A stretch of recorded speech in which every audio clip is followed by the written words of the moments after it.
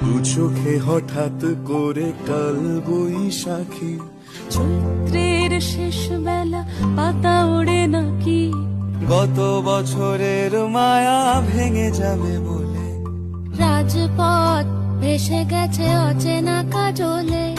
দু চোখে হঠাৎ করে কাল বৈশাখী, চৈত্রের শেষ বেলা পাতা ওড়ে নাকি, গত বছরের মায়া ভেঙে যাবে বলে, রাজপথ ভেসে গেছে অচেনা কাজলে।